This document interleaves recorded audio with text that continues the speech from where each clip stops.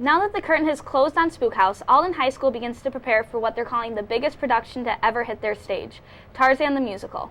Tarzan will hit the stage February 4th, 5th, and 6th, and as Wax News reported in the fall, Tarzan and several of his friends will be swinging live on stage with many special effects.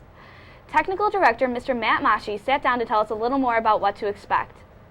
So we're coming off a really great run with Spook House. Spook House will go down as being the most attended play in the last several years. Matter of fact, it was better attended than the last two shows combined, and we're really proud of that, especially since it was such a risk of a show, one that nobody's really ever heard of.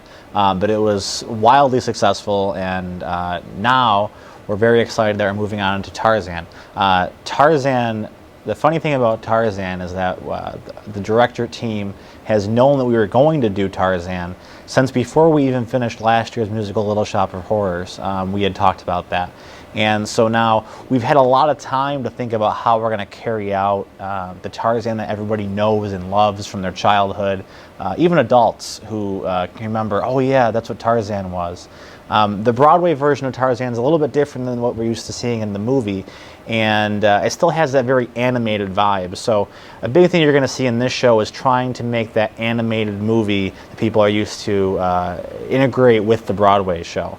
And one of the big elements that we're going to see on top of just casting being really unique is we're integrating flying effects for the first time since Peter Pan here at Alden High School. With flying effects, the interesting thing is that we basically have to create the show twice. We have to create the show so that the flying company knows what our vision is, and then once we train everybody and integrate the flying into the show, we have to do it all over again. So our timeline's very tight to create a very elaborate show, but the flying effects definitely added a whole new element. On top of that, the jungle setting presents a lot of challenges for us in terms of greenery and all the other jungle elements that you would typically expect. The mist, we're talking about a volcano and waterfall kind of thing.